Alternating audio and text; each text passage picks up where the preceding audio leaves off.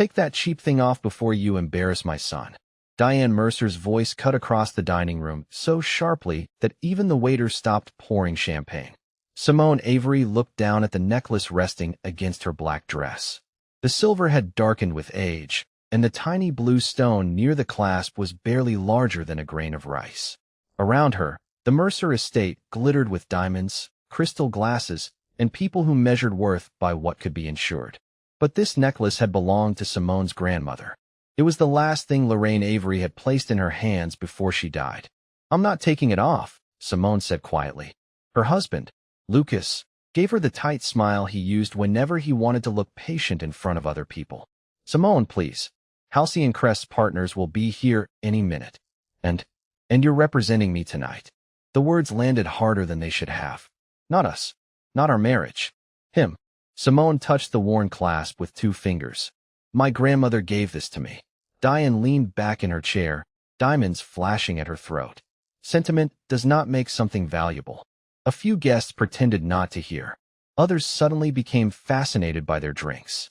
Simone felt heat crawl up her neck, but she kept her voice steady. "It's valuable to me." Lucas exhaled and rubbed his forehead. "Why does everything have to become a fight?" She stared at him. "I said one sentence." Before he could answer, his phone rang. He stepped away toward the library, already changing his voice into the warm, confident tone he used with investors. Simone watched him go, remembering when that voice had once belonged to her. Diane rose from the table. "Let me see it." "No, don't be childish." Diane reached toward the necklace, but Simone stepped back. At that moment, a server approached and told Simone there was a call from the restoration department at Diamond House. One of her clients needed an urgent answer. Simone hesitated, then looked directly at Diane. "Do not touch it."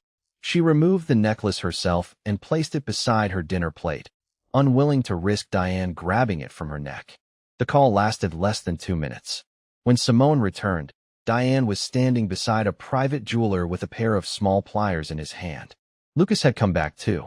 He was watching, but he was not stopping them. "What are you doing?" Simone rushed forward. Diane held up the necklace as if it were something dirty, proving a point. The jeweler twisted the clasp. Metal snapped. The blue stone struck the marble floor with a faint click. Simone froze.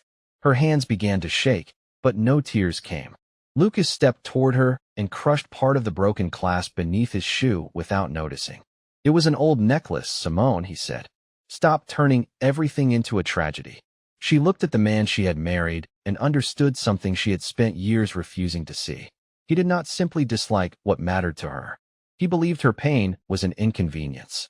As Diane walked away, the jeweler bent down and examined the crushed metal. Beneath the damaged silver was a mark so small no one else noticed it. 3 sharp lines forming a crown. His face changed. Without a word, he slipped the clasp into an evidence pouch instead of the trash. What Lucas and Diane did not know was that they had not destroyed a worthless necklace. They had just awakened the one secret that could take Diamond House away from them. The call came at 8:12 the next morning, just as Simone was standing barefoot in the kitchen, staring at the empty space on the counter where her necklace should have been. "Ms. Avery?" a man asked. "My name is Malcolm Hayes. We need to discuss an item submitted for destruction last night." Simone tightened her grip on the coffee mug. "What item?" "Your necklace." Her stomach dropped. "How did you get my number?" There was a pause. "Because your name is connected to the mark inside the clasp." Simone looked toward the hallway. Lucas had already left for the office without saying goodbye. He had kissed her cheek out of habit, checked his watch, and told her they would talk when she was calmer. As if calmness were the only thing standing between them and a normal marriage. "I think you have the wrong person," she said. "I do not." Malcolm gave her an address in Lower Manhattan and asked her to come alone. After the call ended, Simone stood there listening to the refrigerator hum. 3 years earlier, she had met Lucas in a quiet restoration room at Diamond House, long before the private dinners and investor parties. He had walked in wearing a navy suit and carrying a cracked Art Deco ring in a velvet box. "They told me you are the best person here," he had said. Simone had smiled without looking up. "They tell everyone that when they want something fixed fast." He laughed then, a Real laugh, not the polished sound he used now. He stayed while she worked, asking questions about settings, pressure, and how old stones could survive careless hands. Afterward, He brought her takeout from the Chinese place across the street. They ate from paper containers at her workbench after midnight. You see things other people miss, he told her. At the time, it felt like love. After they married, that same attention slowly changed. Lucas corrected her pronunciation before meetings. Diane replaced dresses Simone had chosen with outfits she called more appropriate. When Simone sketched a collection inspired by her grandmother's quilting patterns, Lucas praised it privately, then presented the concept to the board as a direction he had developed. Simone told herself marriage required compromise. She told herself Lucas was under pressure. She told herself Diane needed time. Each excuse was small enough to swallow. Together, they became a life. At Diamond House, Simone entered through the employee doors while Lucas walked through the marble lobby. He liked to say they kept work and marriage separate, but what he meant was that her talent stayed invisible while his name moved upward. She remembered one night when she asked why her name had been removed from a design presentation. Lucas had loosened his tie and said, "You do not need credit from strangers. You know what you contributed." She had accepted that because she wanted peace more than recognition. Now, sitting across from Malcolm Hayes in a quiet law office, Simone watched him place the broken clasp beneath a magnifying lens. "Do you recognize this symbol?" he asked. 3 narrow lines formed a tiny crown in the damaged silver. Simone shook her head. Malcolm looked at her carefully. "What was your grandmother's full name?" "Lorraine Avery Cole." His expression changed. He closed the office door, returned to the table, and pulled a thick file from a locked drawer.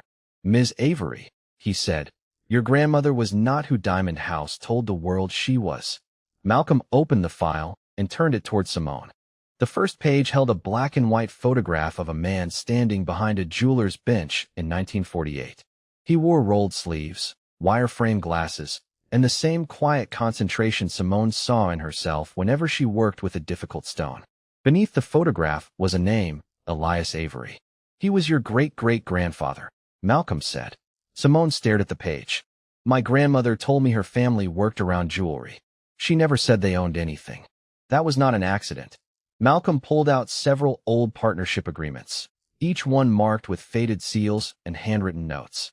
Elias Avery had helped establish Diamond House when it was still a small workshop in Harlem. He created some of the company's earliest settings and designed the 3-line crown hidden inside the necklace clasp. But when the business expanded, his name slowly disappeared from public records.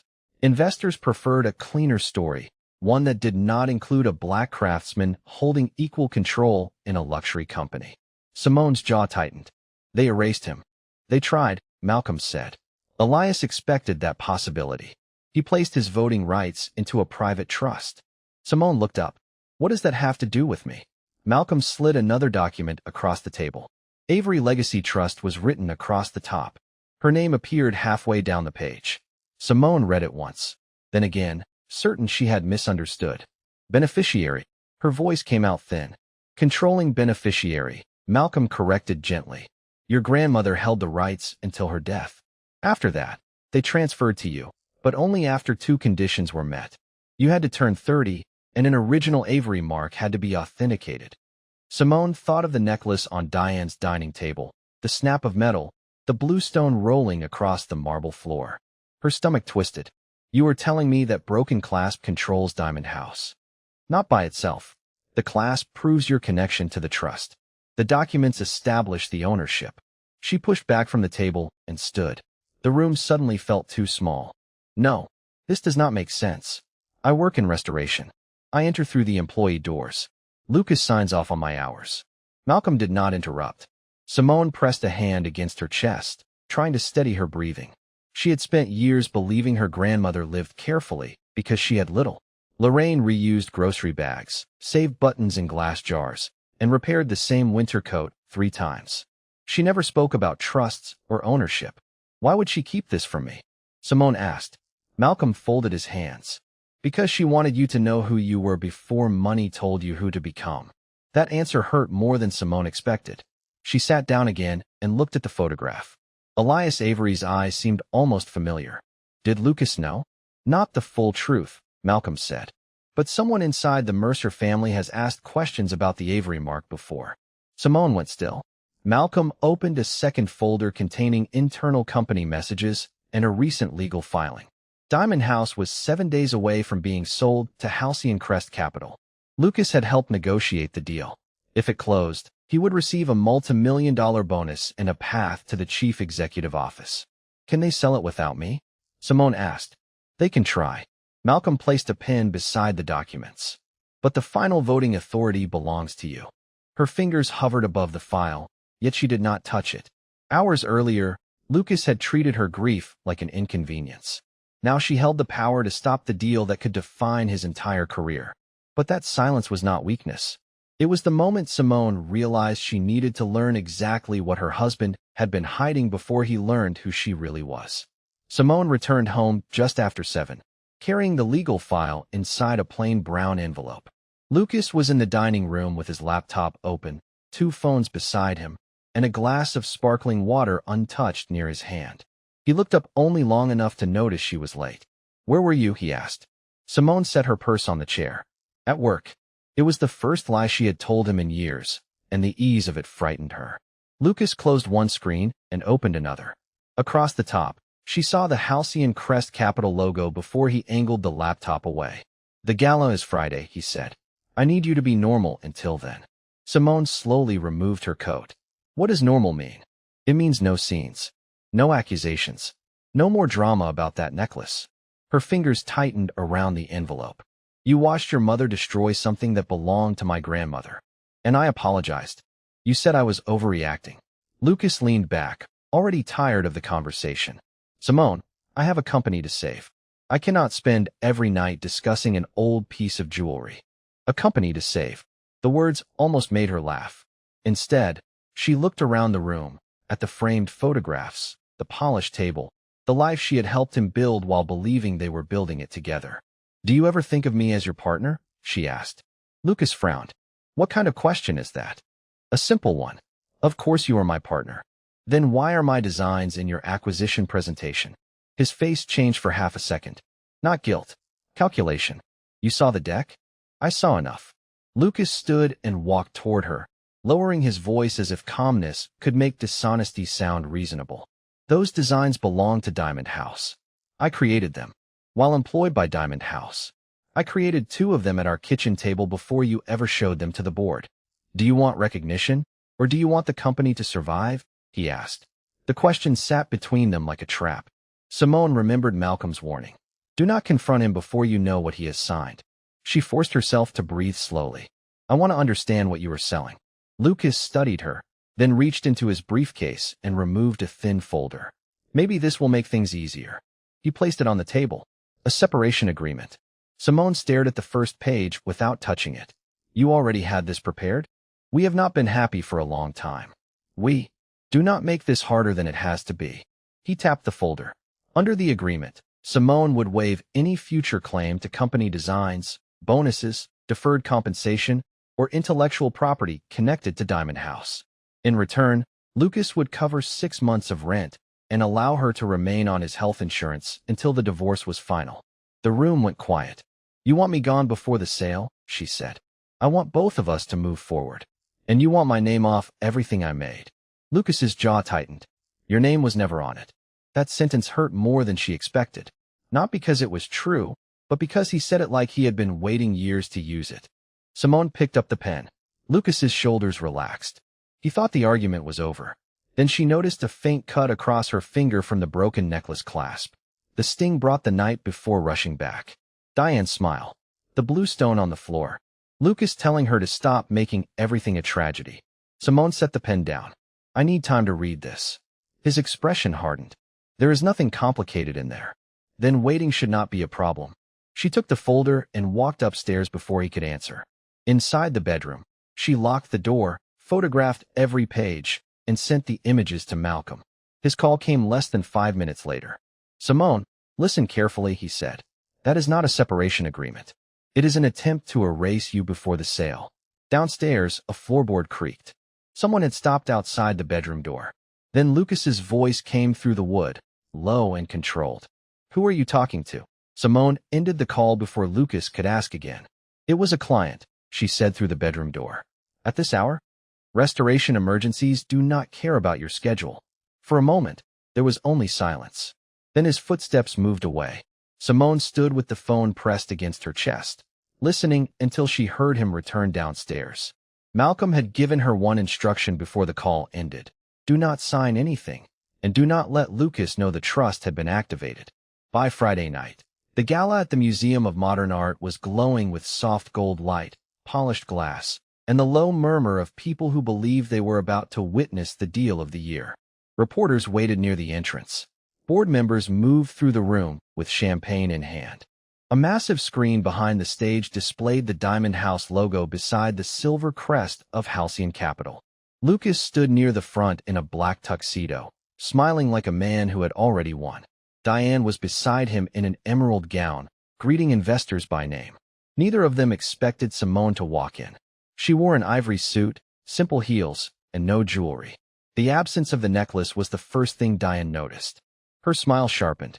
I thought we made it clear you should stay home. Simone handed her coat to an attendant. You made your opinion clear. Lucas crossed the room before anyone else could hear. What are you doing here? Attending a company event. You work in restoration. I know where I work. He took her elbow and guided her toward a quiet hallway, careful not to look forceful in front of the cameras. Do not ruin this for me, he said under his breath. Simone pulled her arm free. You prepared divorce papers without telling me, claimed my designs, and asked me to disappear before your sale. I think you ruined enough on your own. His eyes narrowed. You have no idea what is at stake. I am beginning to. Diane appeared behind him, holding a glass of champagne. Lucas, the press is waiting. Then she turned to Simone. And people are already asking why you are here. They can ask me. Diane gave a small laugh. Tell them what? That you embarrassed this family over a worthless necklace. Two nearby guests glanced over. Diane lowered her voice, but not enough. You wore something that did not belong in this room, then accused us of cruelty when it fell apart. Simone felt every old instinct rise inside her. Apologize. Stay quiet. Keep the peace. She let the feeling pass. It did not fall apart, she said. You broke it. Lucas stepped between them. Enough. A chime sounded from the ballroom. The presentation was beginning. Lucas straightened his jacket and walked toward the stage as applause filled the room. Simone followed at a distance. On stage, he spoke about growth, legacy, and a new future for Diamond House. Behind him, the screen displayed the final acquisition agreement. Tonight, Lucas said, we secure the next century of this company. A representative from Halcyon Capital joined him. The electronic signature page appeared. Lucas placed his hand on the tablet. The screen flashed red. Transaction suspended. A ripple of confusion moved through the room. Lucas tried again. The same message appeared. Then Malcolm Hayes walked onto the stage with two attorneys and the chairman of Avery Legacy Trust. Diane went pale. Lucas stared at him. Who authorized this interruption? Malcolm looked past him toward Simone. The person with final voting authority. Every face in the room turned. Malcolm lifted the authenticated clasp in a clear evidence case. The Avery mark has been verified. The controlling beneficiary is present tonight. Lucas looked around, waiting for someone more powerful, more polished, more familiar to step forward. Malcolm's voice remained calm. Ms. Simone Avery, the board is waiting for your decision. The room went completely still. Simone walked toward the stage while Lucas watched her as if he had never seen her before. She stopped beside the unsigned agreement and looked at the company he had planned to sell out from under her. The acquisition is suspended, she said. Effective immediately, I am ordering a full independent audit. The first camera flash lit the room. Then another. Lucas's smile disappeared. But the truth was, stopping the sale was only the beginning. The audit was about to reveal what he had stolen from Simone long before he tried to steal the company. The gala did not end with applause. It dissolved into whispers, camera flashes, and hurried conversations behind raised hands. Lucas stood near the stage while board members who had praised him an hour earlier avoided his eyes. Simone could feel him watching her, but she did not turn around. For once, she refused to make his reaction the center of the room. By midnight, she was sitting alone in her grandmother's old apartment in Harlem, still wearing the ivory suit. The place smelled faintly of cedar and lavender, just as it had when Lorraine was alive. Simone opened the refrigerator and found a jar of mustard, 2 bottles of water, and nothing else. That ordinary emptiness broke something inside her. She leaned against the counter, covered her mouth, and finally cried. Not because she regretted stopping the sale. Not because she was afraid of Lucas. She cried for the years she had spent asking for less so he could feel like more. Her phone lit up again. Lucas. It was his 9th call. She let it ring until the apartment went quiet, then removed her wedding ring and placed it beside the broken necklace clasp Malcolm had returned to her. One promise had been polished until it looked perfect. The other had been damaged and still told the truth. The phone rang again. Simone answered. What do you want? Lucas sounded different. The confidence was gone, replaced by a careful softness she had not heard in years. I want to talk. You had 3 years to talk to me. Simone, tonight got out of control. She almost laughed. No, tonight was the first time you lost control. He exhaled slowly. I know you are angry. Do not tell me what I am. Fine.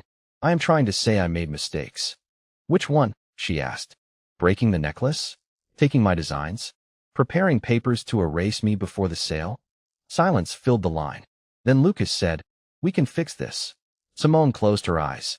For 1 weak second, she remembered takeout at the workbench, his hand around hers, the way he once listened when she spoke. Would you still be calling, she asked, if I owned nothing? He did not answer. He did not need to. The audit began the next morning.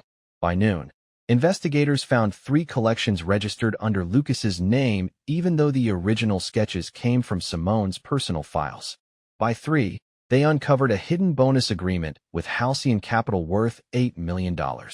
By 5, Malcolm called with something worse. There is evidence Diane interfered with the company archives, he said. She removed references to Elias Avery from 2 historical records. Simone gripped the edge of the desk. Why would she do that? Because she suspected the Avery line still had a claim. Malcolm sent her a series of emails. The earliest message was 6 months old. Diane had written, the necklace may carry the original mark. If Simone asks questions, keep her away from the archives. Lucas had replied less than an hour later. If that necklace is what you think it is, we need it gone before the acquisition. Simone read the message twice. Her hands went cold. The humiliation at dinner had not been careless cruelty. Lucas had known enough to be afraid. He had watched his mother destroy the necklace because he believed destroying the evidence would protect his future. Simone looked at the wedding ring beside the broken clasp. She had spent all night wondering whether any part of their marriage had been real. Now she had her answer. And when Lucas came to the restoration studio the next morning asking for forgiveness, he had no idea Simone was already holding the email that could end his career.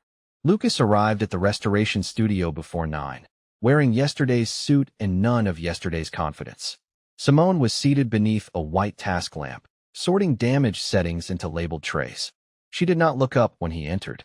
We are closed to visitors, she said. I am not a visitor.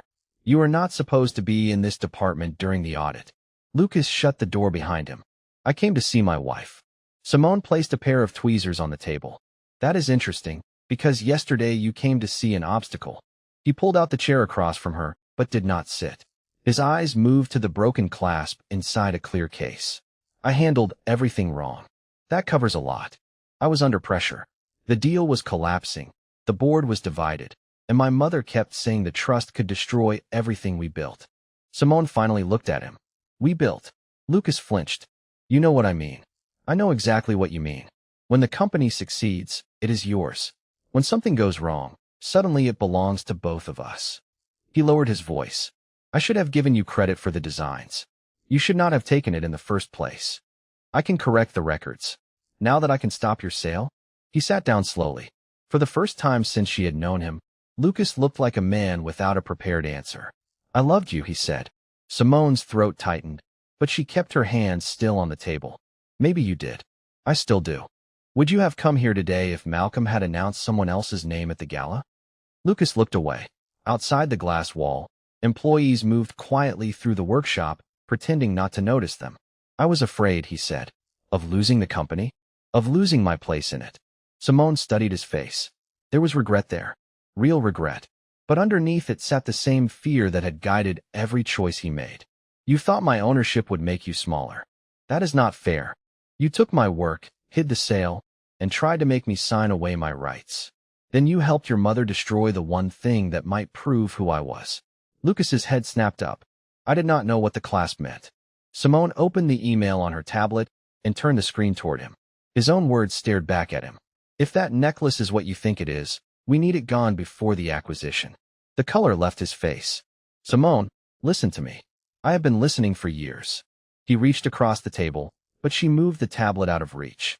My mother said the mark might create a legal problem. I thought it was an old corporate claim. I did not know it was tied to you. That makes it better. I was protecting the deal. You were protecting yourself. Lucas leaned back, breathing hard through his nose. What do you want from me? Simone opened a drawer and removed the separation agreement he had given her. Beneath it was a new set of papers prepared by Malcolm. Nothing, she said. That is the part you still do not understand. She placed the divorce petition in front of him. Lucas stared at the first page. You cannot make a decision like this while you are angry. I made this decision after the anger was gone.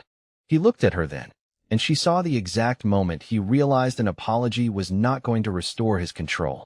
We could run Diamond House together, he said quickly. I will step back. You can lead the design division. We can rebuild this. Simone shook her head. You were comfortable loving me only when you believed I had less. The door opened before Lucas could answer. Diane walked in, pale and furious, clutching her phone. The board called an emergency vote for tomorrow morning, she said. They are moving to remove you. Lucas stood. Who supported it? Diane looked at Simone. Enough of them. Simone closed the clasp case and rose from her chair. Then you should both prepare to explain the emails, the stolen designs, and the halcyon bonus. Diane's face tightened. You would destroy this family over a misunderstanding? Simone slipped the divorce papers back toward Lucas. No, I am finally refusing to let this family destroy me.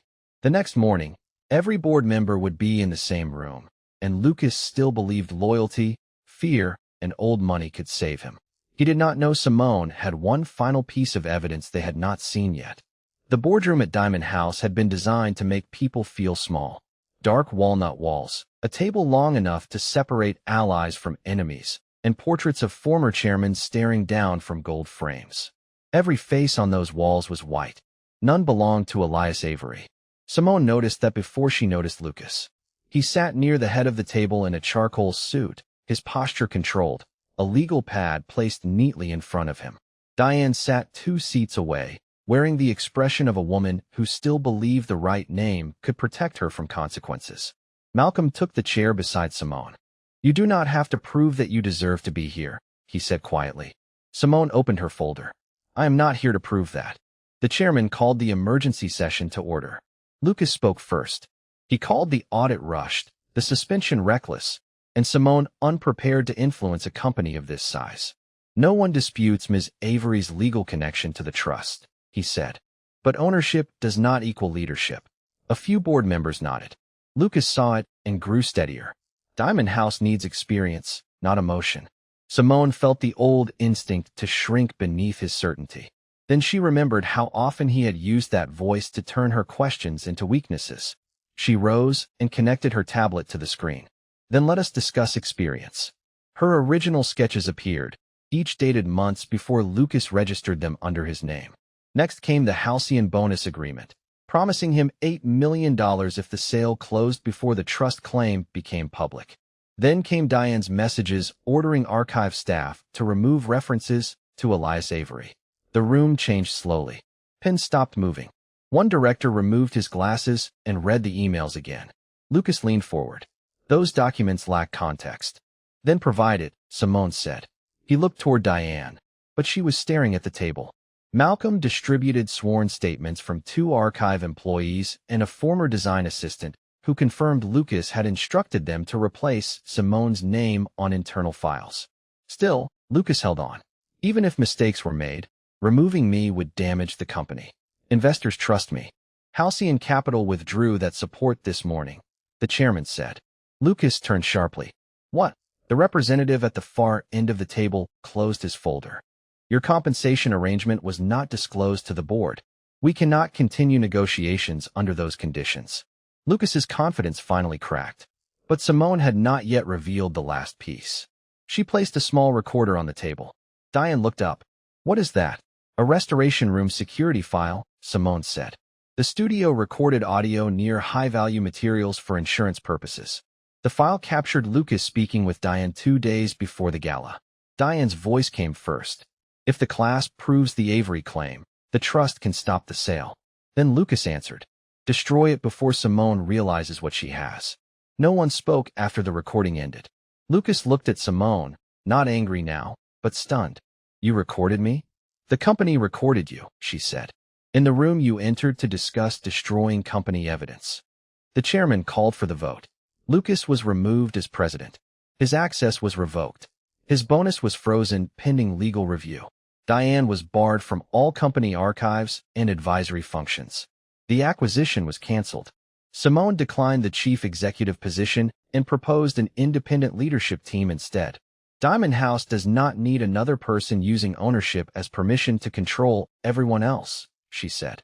The vote passed. As the board members stood, Lucas remained seated. You took everything from me, he said. Simone closed her folder. No, you built your future on something that was never yours. Then she looked up at the wall of portraits.